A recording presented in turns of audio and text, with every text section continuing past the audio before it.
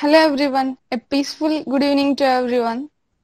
Hope Good everyone evening. doing good and safe. I'm Swapna from first year chemical engineering. I'm glad to host this top talk. Let us get into this. Today's our top speaker is a very great personality. She is none other than Dr. Geeta Sharma ma'am. So let us get into the session with the invocation by Nishita. Hello everyone. This is who we are. We are a team, talented, energetic, astonishing mindsets. We can do anything and everything. We talk, we care, we respect each other. We see beauty in everything. We are connected by hearts and driven by values. We celebrate each other. We provide value to others. We take ownership in everything we do. We have freedom to make mistakes. We learn as we go. We are made to make a difference. We love disruptive ideas. We make impossible things possible. We are strong to question the creation. We believe in dreaming big. If we do not dare to dream big, are we really living? Why be ordinary when we can be extraordinary? This is who we are. By Shivani Shirsagar. Thank you. Thank you, Nishita. So before introducing our top speaker, let's listen a gratitude story by Shravanti. Good evening everyone. I'm Shravanti and I'm from Top Gratitude team. I would like to take the pleasure of introducing another gratitude story this week. Here we go. Gratitude can change people. With gratitude, we can make someone feel better. With gratitude, we can make everything positive. I sent a gratitude card to one of the people we interacted with, and this was her reply. This made my day. I was a little stressed. When I read this, I felt a physical change and a smile crept across my face. This is the power of gratitude. If a small act of making cards helps someone feel better, let's do it every day. By Shivani. Thank you. Thank you, Shravanti. So I would like to add a poetry. పెనుగాలిలో గడ్డి పరక లాంటిది, ఉప్పెనెల్లో నీటిపై బుడగ లాంటిది, అగ్గిలో దూది పింజ లాంటిది, క్షణంలో ముగిసిపోయేది, చెరిగినా తిరిగి రానిది, లక్షలున్న కొనలేనిది, మంచి సహాయ గుణం. అలాంటి మంచి సహాయ గుణం ఉన్న మన డాక్టర్ గీతా శర్మ మేడం కి వందనం. మీ అందరికీ నా వందనాలమ్మా. ఇప్పుడు ఇందాక అమ్మాయి చెప్పింది కదా, there is nothing impossible, to make possible the impossible అని. మన ఇదివరకు we had the director of CSIR, that's Council of Industrial and Scientific Research in India, Mashelkar. I think you must be knowing his name, if not the children. Yes, Mashelkar was responsible for many changes in the government institutions of scientific research, and he edited this book called, can you read the title of this book? No, ma'am. Okay, I'll read it out for you. It is 11 Indians who pulled off the impossible, making breakthrough innovation happen. Okay, so this is, ఇప్పుడు మీరు చెప్పారు కదా మీ అమ్మాయి అనుకుంటాను, impossible ని possible చేయడం మీ యొక్క గమ్యం అని. అదేలాగా ఈ బుక్ లో అందరూ 5 కంపెనీస్ గురించి రాస్తున్నారు, and all these 5 companies have made break through innovations in India which has impacted many lives, and one of them is our Shanta Biotech's project of making the vaccine, of which I am the primary architect or innovator or whatever you want to call. So it is making possible the impossible is the title of the book. So we made possible the impossible. We had many of these institutions like CCMB, other companies like Zydus Cadila, which I joined later, or Ranbaxy, Vocard, and many other companies who took Russian technology to make hepatitis B vaccine. But for some reason or the other, even if there was a technology to absorb it and do it, they had a lot of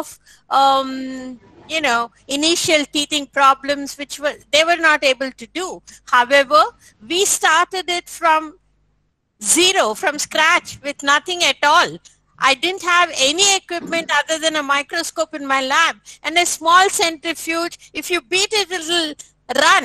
If you don't it'll stop. I mean, it was a 500 rupees centrifuge, which we use for college students. If you know Remy and Chappi, it is there. Okay.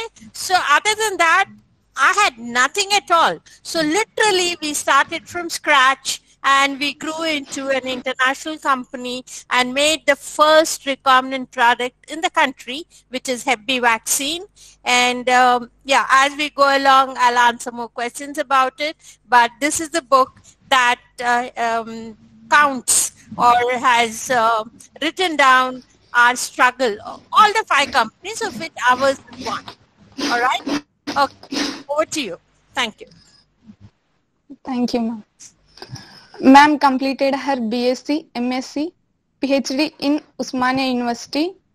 Ma'am did her biology masters and PhD in genetics. Ma'am started her career in 1967 and worked with the influenza virus for more than 20 years. Ma'am is the director R&D at Tapadia Diagnosist, serving in genetics and molecular biology since 2011. She worked as Chief Scientific Officer, Megan Life Sciences, the first private lab in India that offered upstream support to drug discovery research and other biotech and biology related services to both international and Indian companies for 5 years. She is the founder scientist at Shanta Biotech, which launched the first recombinant vaccine in the country.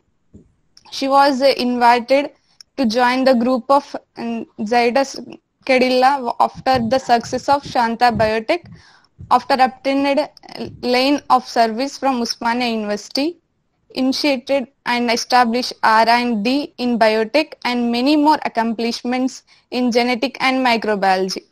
Ma'am has teaching experience of 32 years at Usmania University and 50 years of research experience. And ma'am involved in the genesis of Shingrix, the first rDNA based vaccine for protection against hepatitis B in the country. Ma'am published 50 research papers and 6 books. Ma'am received the Best Woman of the Year in RR district. And ma'am is an outstanding scientist. Wow, this is really sounds interesting, ma'am. Let us know more about you, ma'am. So I would like to ask a question, ma'am. Yeah, please go ahead.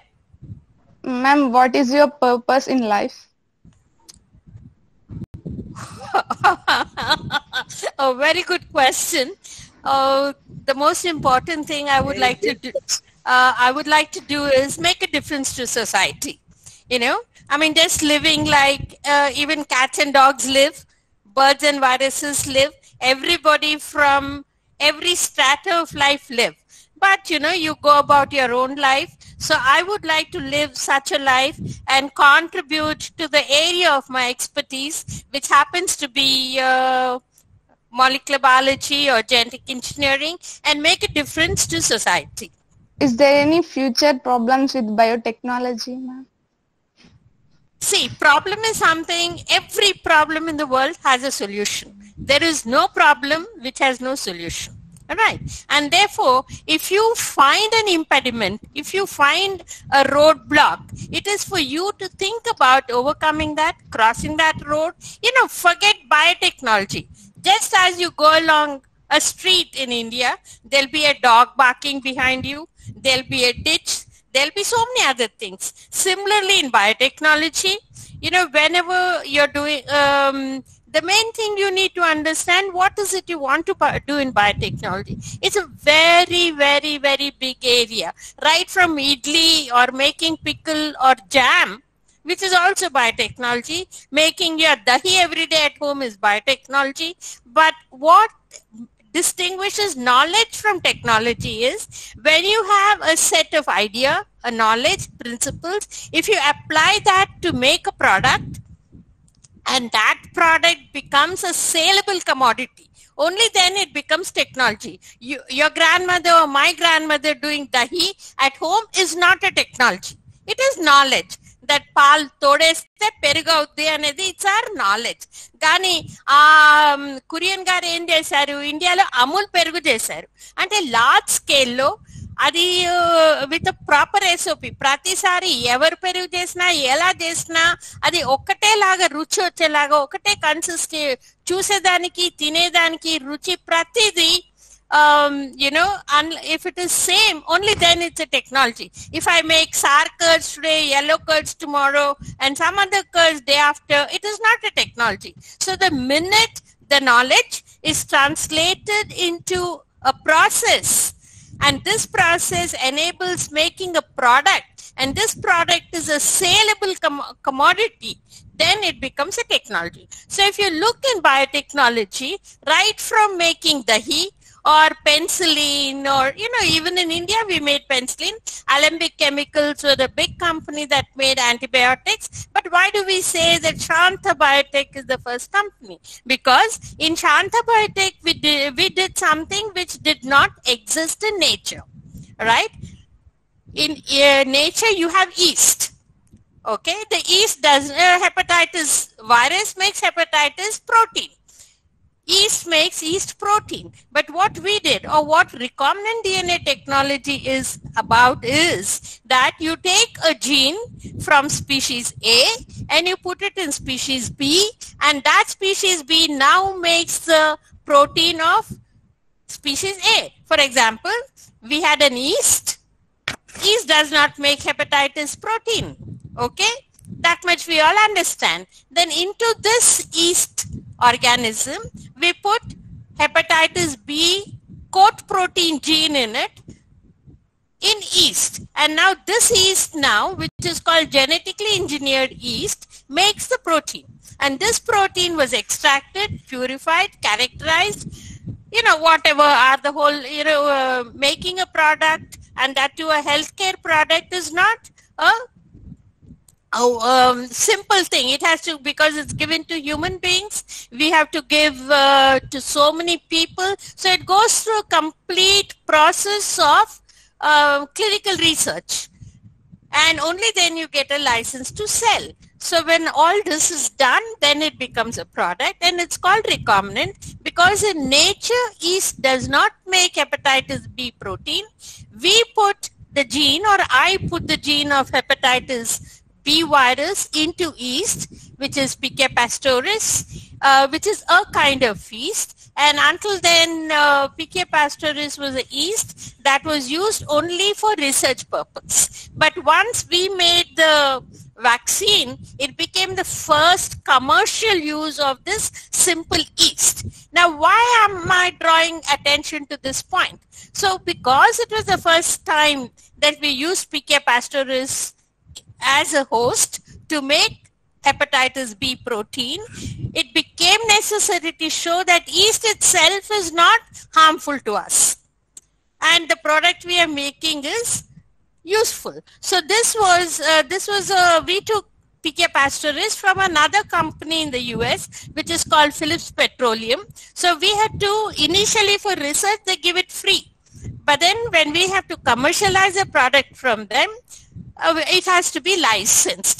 So we got it for a very small amount. The licensing amount we paid them was very little, because we argued saying that we are the first people to bring it into the world as an organism which can be used for generating a human product, and therefore we were able to bargain that we have a plus point, they are going to gain out of us, therefore they should make it cheap for us.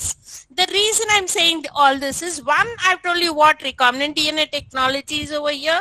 Once I'm adding my own feathers to my cap, saying, one, it was the first product, two, that we made Pichia pastoris a commercial or generally accepted as safe organism in the world. Is that okay? Are you able to follow? Yes, ma'am. Before I go further, all of you are from engineering background or biology background, or what is that? Engineering. Okay, that's why I took a little time in explaining what recombinant DNA means. Okay. Ma'am, can you give any advice for younger people interested in microbiology?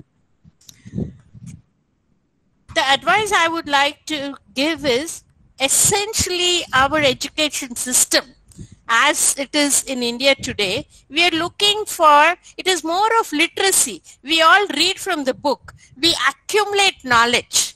Okay? Having information is not knowledge. All right? So whatever is taught in the college, you're given so much of information. You can sit and Google and know everything that's happening in the world. But then that is not going to enable you to do anything. So when you translate or when you understand this information that is provided to you in your syllabus or wherever you're looking for it and translate that into knowledge, then it is useful. And once it's converted from information to knowledge, then from knowledge it becomes wisdom.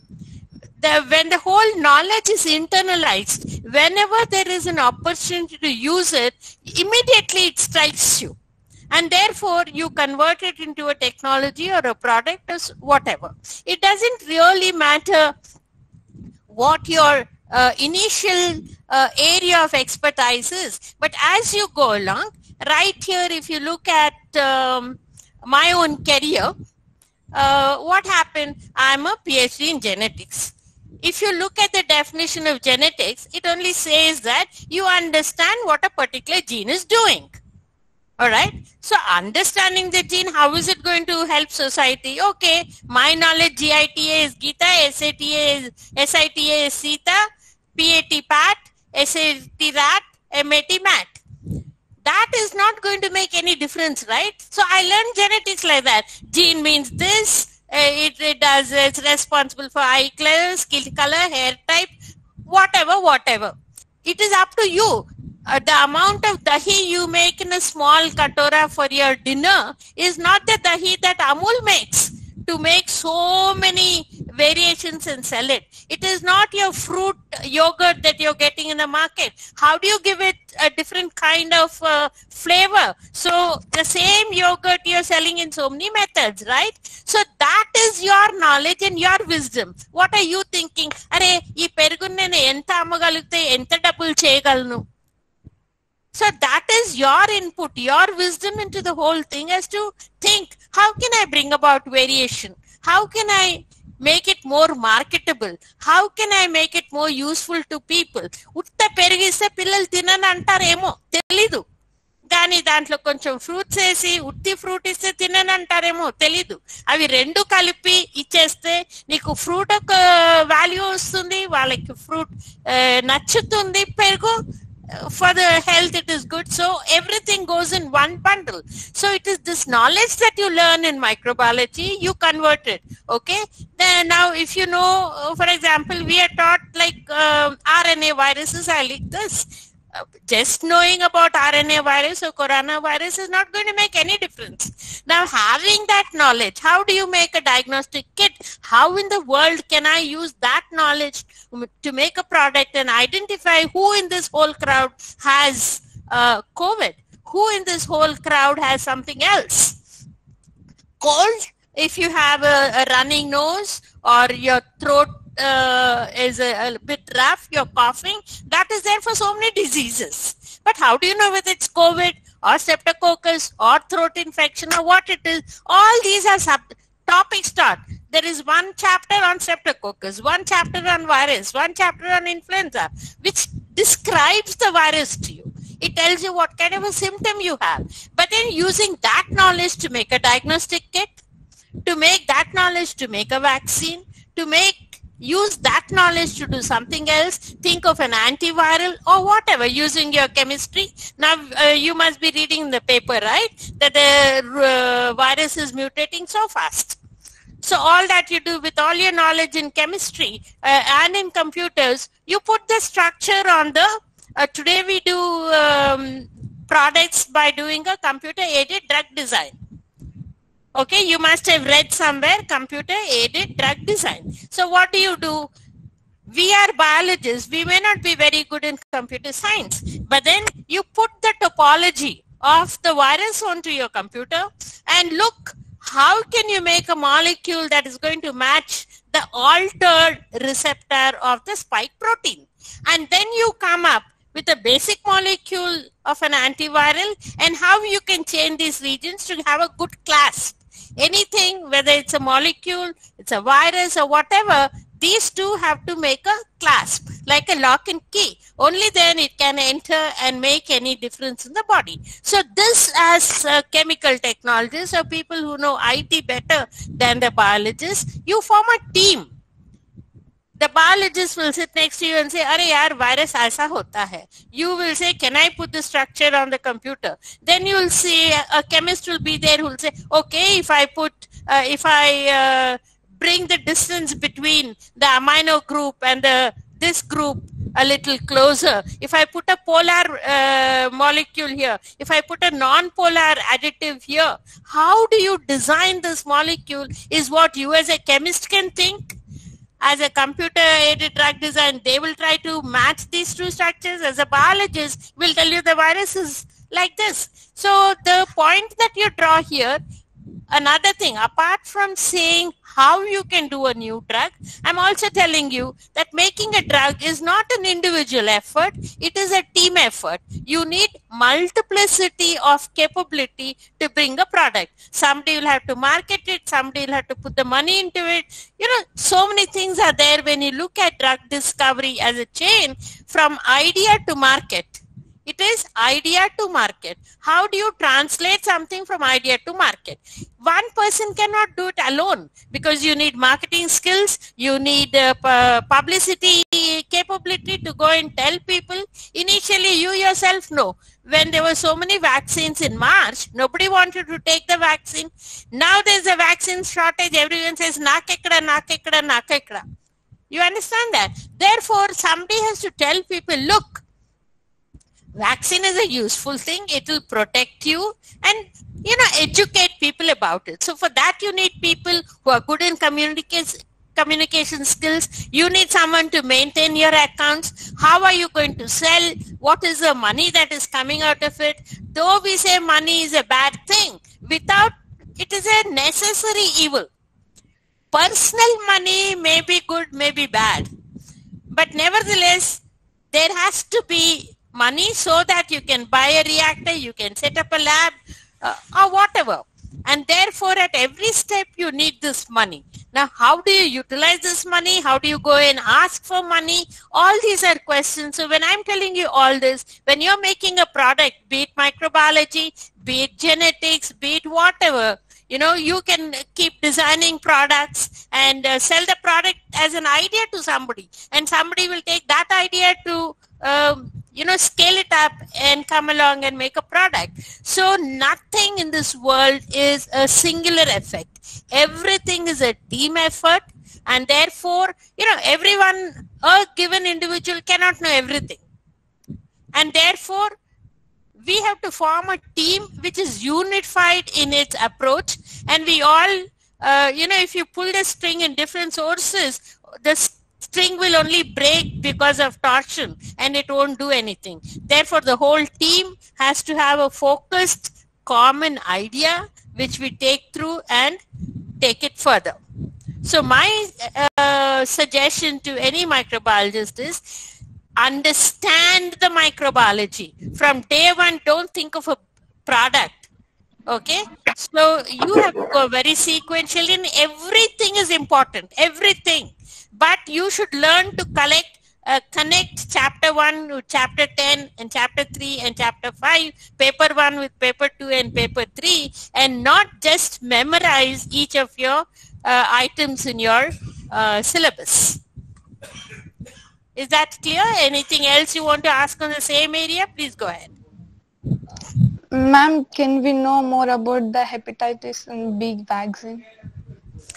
Hepatitis B vaccine is a hepatitis virus causes liver cancer. Okay, so this virus, about 1.3% of the human population was dying because of liver disease. And we wanted to address the problem of liver disease. if you give a vaccine, it protects you from hepatitis viral infection. And therefore, you're protected. You'll not get liver cancer, and therefore you are protected. So in India, we were not able to afford it. The vaccine that was being sold in the market was about 3,500 plus. The lowest rate was 3,500. Some people sold for 4,000, some were 5,000, etc. So the common man in India, if you have to take 2 shots for the vaccine to be useful. So then what happened? 3,500 plus 3,500 is 7,000. How many Indians can afford that?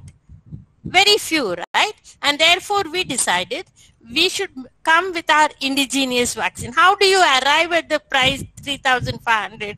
The primary manufacturing cost is A, to which you added bottling cost, marketing cost, shipping cost, IPR cost, everything put together, they were selling at 3,500.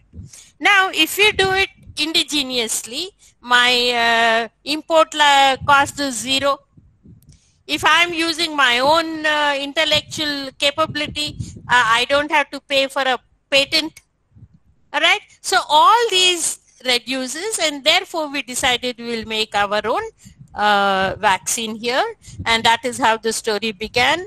And in fact, when Mr. Varaprasad Reddy came and approached me, I was a professor in the university, and I was very happy with, teaching, examination, making research papers, publishing papers, going for conferences to US, etc., and coming back, continuing my own little research, which was not a product research. The research we do in academics is an incremental increase in knowledge. Do you understand what that means? We'll come back later. Okay? It's an incremental knowledge. If somebody said 2 plus 2 is 4, if you make an incremental knowledge of this 4, if you can get that same figure with something else or a little more, if you say that 2 into 2 is also 4, that becomes incremental. Or you put a formula for it, anything A into B is equal to this, and things like that, then it becomes an incremental knowledge. That is what we do in academics, be it CSIR, RRL, CCMB, university, anywhere. But then when this knowledge that you have is converted into a product, it's not just incremental, but you look through the whole life cycle of the thought. Before the thought becoming a product, you put your mind into every transitional step, like how do you scale up. For example, I'll tell you, when we thought of this hepatitis vaccine, to tell the project is very simple. I'll tell you in one line. I took the viral hepatitis virus genome. I isolated the coat protein from it, just as you're hearing now, corona ka spike protein hai, you're taking that. Instead of corona spike protein, I took the hepatitis spike protein and I put it into yeast. To grow yeast is very easy. We make perugu at home, right? So I made that yeast. I put this gene into it. I grew a lot of it. Then we extracted it and made it into dosage. Like how much is required to give an individual so the individual knows, or the immunity of the individual is signaled to make an antibody. So once we've done that, so we know how much is the dosage I have to give. Then I have to see that, is it doing only that or something else? Is it doing the function I've asked it to do, or is it causing some toxic or other influence on the body? Is it harmful? So you have to look at its safety, you have to look at its efficacy. These are words the media is throwing at you, but it's not simple for me to finish it in one line. But we have to, efficacy is, I have to show that the intended purpose is fulfilled. What is the intended purpose here? If I am taking hepatitis vaccine, I should not get hepatitis infection. Simple. Intended purpose is that. Having fulfilled the intended purpose, is it 100%? Is it 90%? Is it 50%? Is it 40%? Those are all details. A matter of detail which is to too short in this time to complete, but then it's a matter of detail. Then you say that, is it safe? Is the next question. Then you make a document of everything how you've done, you write SOPs, you do all this, and then submit to the drug controller and get permission. So in this whole scale, there are so many capabilities you have to think. For example, to make the virus, I was asked, we had to set up this institute for vaccine. In India, nobody had done recombinant vaccine. So, the government also doesn't know whether it should give me permission or it should not. So I have to educate them. Okay, it has this, it doesn't have that. So for us, because we were the first people, whenever you're a pioneer, whenever, in whatever area, it could be viral vaccine. Today, after that vaccine, the government is well versed to know anything and come out with its own strategies. But at that time, we did not know. So we had to sit with the regulators, explain to them what we are doing. Okay, so everything over here was a struggle, and then the whole protocol was not defined. Therefore, we had to go from window to window to window to window. Today, you are doing everything online. If you ask Mr. Shravan, when he was a student, we didn't have so many things. We didn't have Google Auntie to tell us anything. Okay, we had current contents. We used to look at the title and then look for research. Then the influenza, if I type influenza, 3,000 papers will come. Now, what do I read about it? So, in the process, you learn so many other things, but it takes more time. So what I'm saying is, as technology improves, it is a double-edged sword. One, you get the information you want very quickly. But in a very traditional mean, I'll give you a simple example. When you're going on the highway, let us say from Hyderabad to Vijayawada, zip, zap, zoom, in 2 hours you reach Vijayawada. But you don't see anything. There is one eatery, whatever it is. What is the name of the eatery, Vikram? Whatever. There is a hotel there.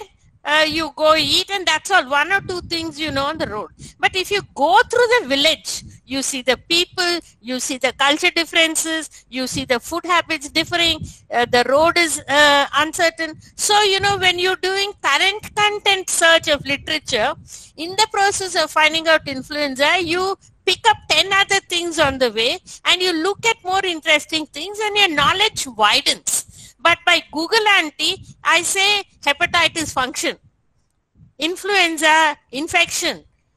Only for that word, it will spit out 10 papers, right? So your knowledge becomes limited. So depending on whether you choose to go on the highway or whether you go through the bylanes of the geography better than going on the highway. Is that clear? So similarly over here in hepatitis vaccine, we started from scratch. Therefore, we had to do right from what are the rules for building the house. It's not like building a house where you live, right? Where does the effluent go? What kind of effluent comes? So many inni details you need to think and discuss with the administrators, the pollution control board, the DBT, and so many other departments who come into the play before you. Doing research in the lab is very simple. But to make it a product, you have to go through all this. And if I go and tell, I put hepatitis B, GI, restriction digested yeast with EcoR1 and PST1, and I put this fragment in between that, they wouldn't understand anything. Right? And therefore, you have to go down to the level of teaching mathematics to your little kid. This is 1 chocolate, this is 1 chocolate, you have 2 chocolates. If you give 1 chocolate away to your sister, how much chocolate do you have in your hand? So you have to go to that level because the fellow sitting there as a regulator, I need his signature to sell, but he doesn't know what hepatitis vaccine is. All right? And therefore, that is why you call it a PhD. What does PhD mean? It is Doctor of Philosophy. मैं तो philosophy नहीं पढ़ी ना. I did genetics. So why do you call me Doctor of Philosophy? So what happens in the process of doing PhD? You learn so many other things other than the subject. For example, I had to take patient samples.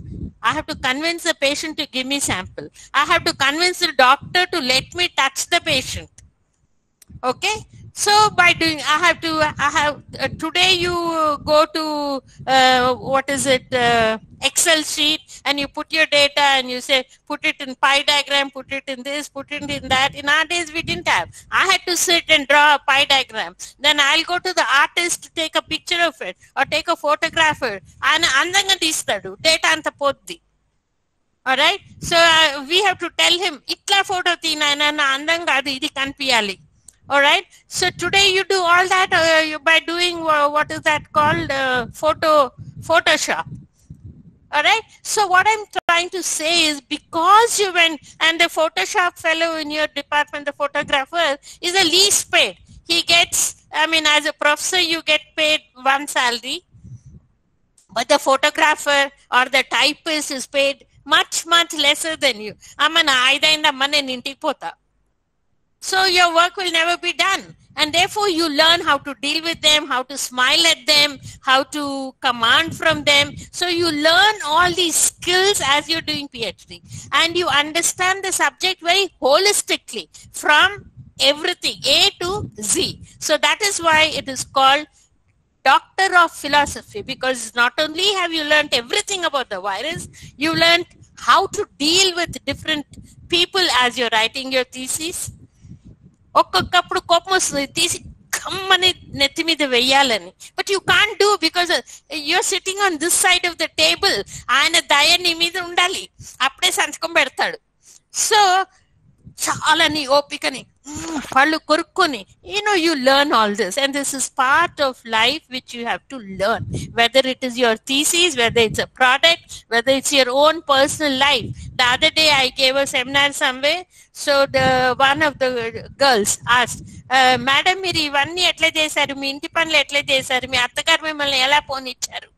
Yeah, it's a genuine question. So ఎట్లా deal చేయాలి, ఒక universal formula లేదు. ఒకరికి పాలల్లో 1 spoon చక్కెర వేయాలి, ఒకరికి పాలల్లో 5 స్పూన్ చక్కెర వేయాలి, తెలియదు మనకి. సో అది ప్రతి మనిషికి వేరీ అవుద్ది. సో అది మీ యొక్క కేపబిలిటీతోని మీరు నేర్చుకొని చేయాల్సి వస్తుంది. Alright,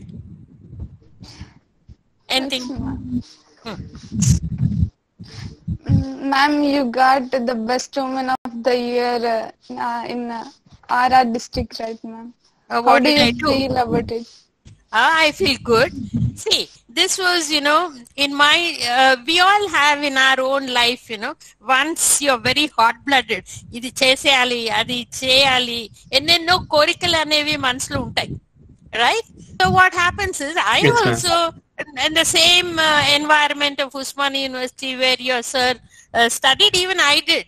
I was also a member of PDSU or whatever, and then you grow from there. So, you see the roads are very bad, you have the stomach pain that I should do something for my locality. So I lived in Malkajgiri. As a child, I grew up in a very posh area, railway quarters. My father was a doctor, we had a big bungalow.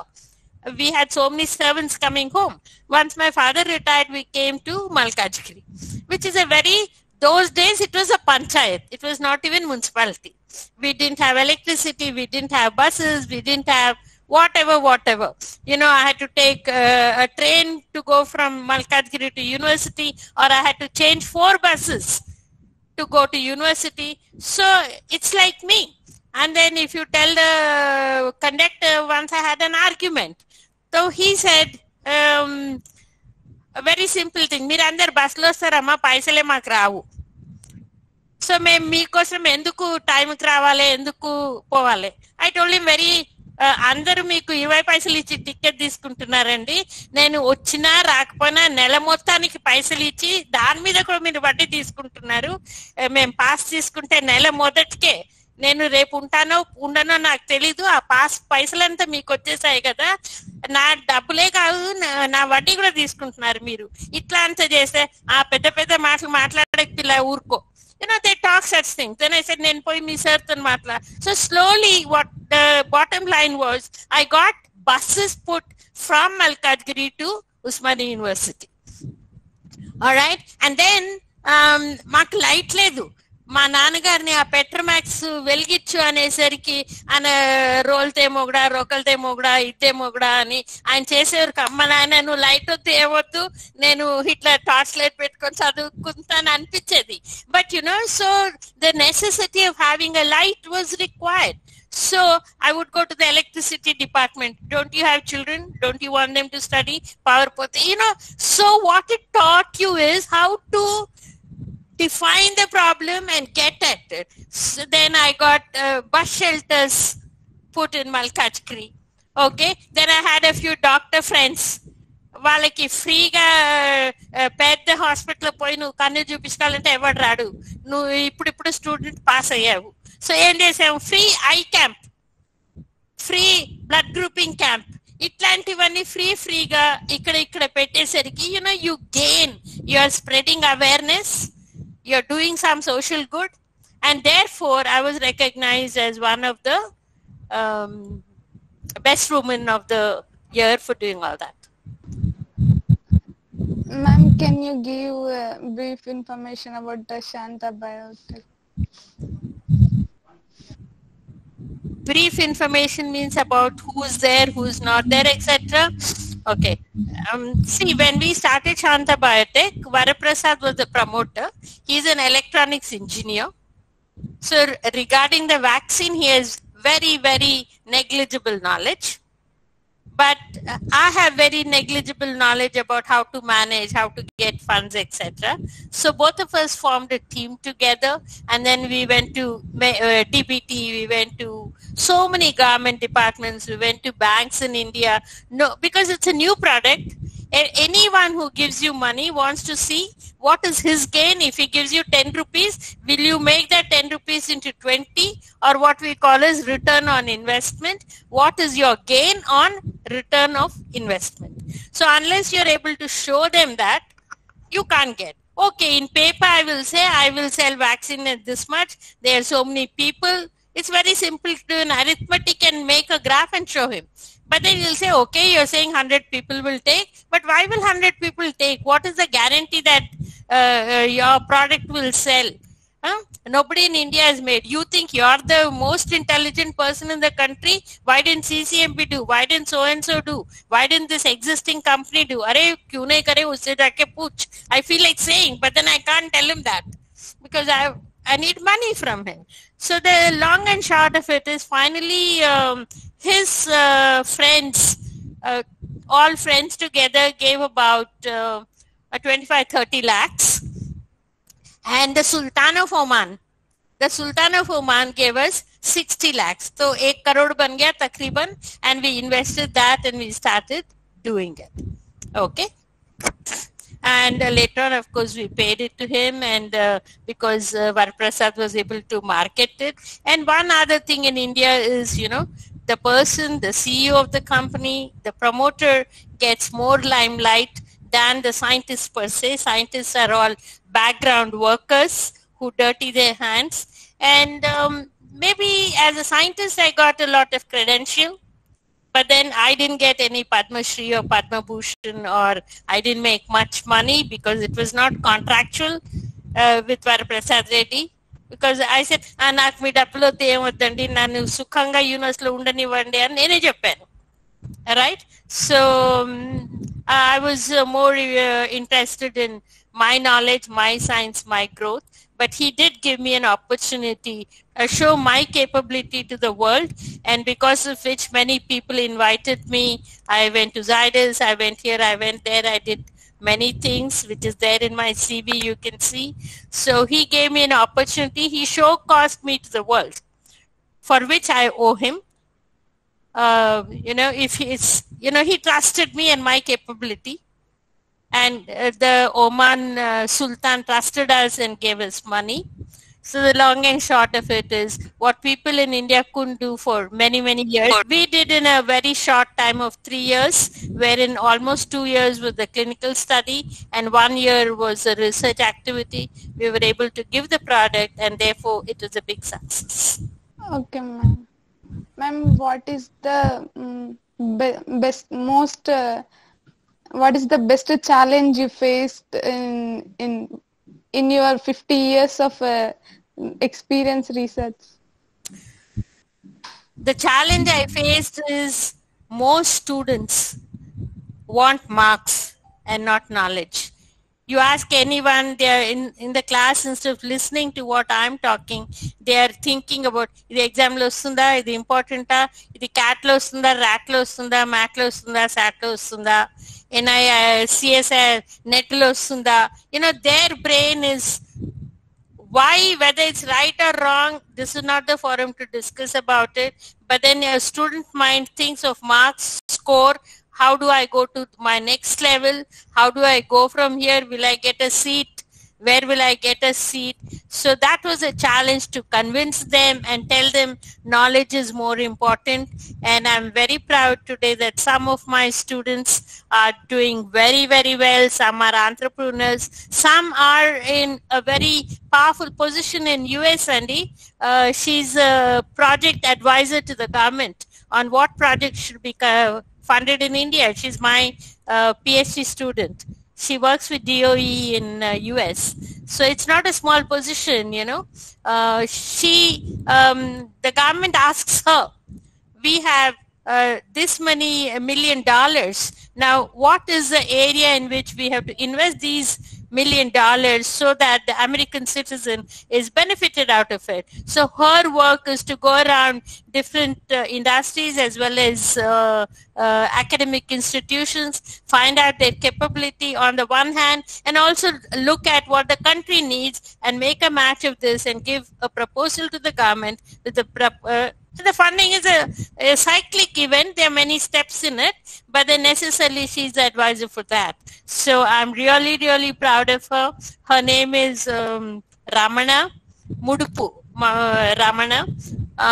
Then I have another student. I mean, I had 10 PhD students. All 10 of them are in very, very important positions in the country as well as outside. And I have mentored in all these industries many other people who are doing very well for themselves and for the company in which they are working. And I'm very proud of them. Oh, great, ma'am. Apurva, go ahead. Wow, ma'am, we are just, exhilarated with the energy you have and so much work you have done.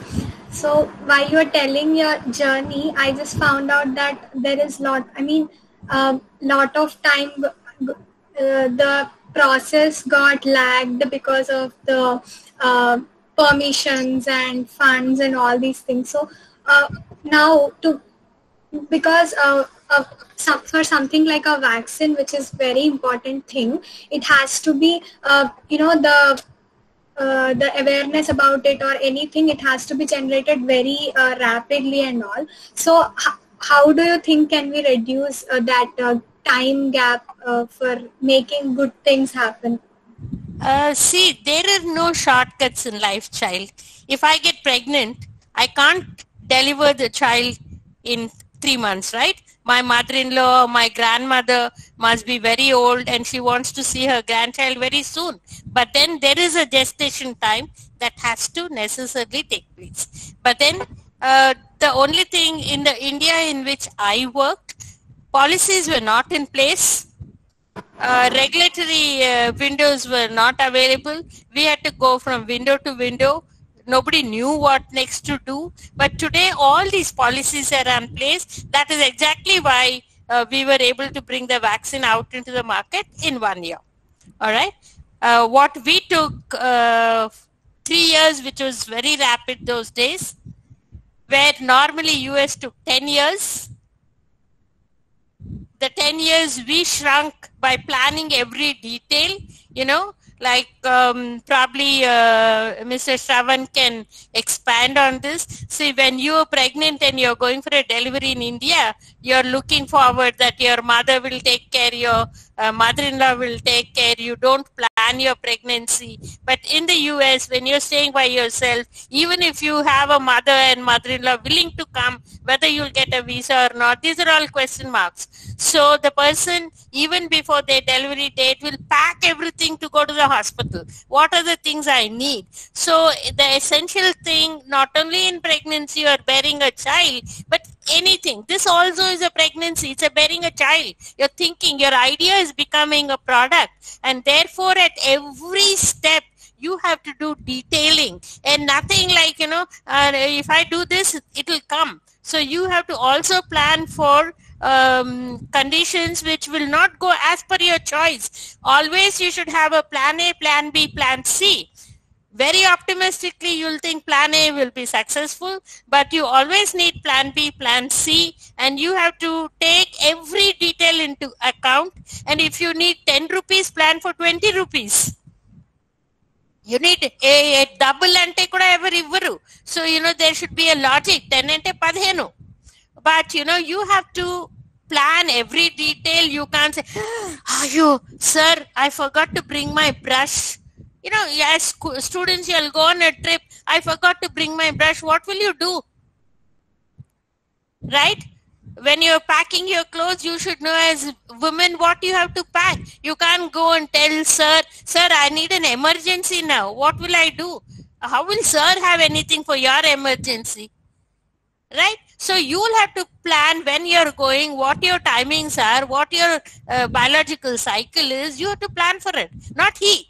So like that, there'll be many little things that you need to plan in your life, and only then you can make a project successful. It's not like taking a pencil and drawing, I want a beautiful flower. Let's say you keep a plant. You're hoping that a plant will bloom just as they show in the advertisement, पूरे गुलाब का गुलदस्ता है गुलाब के plant में. It has 150 flowers, and by the time you get 2 roses in your plant, your hair is all gone. Right? And therefore, you'll have to think. Everything is not a bed of roses. Okay?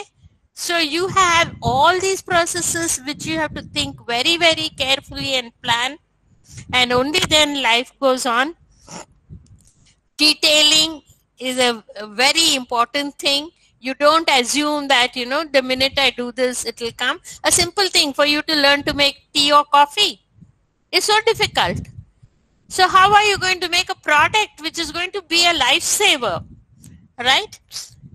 At the same time, you cannot say, I'm doing a life-saving drug, therefore let the house go to dogs. You can't say that also. Like I remember one statement of which my mother-in-law made.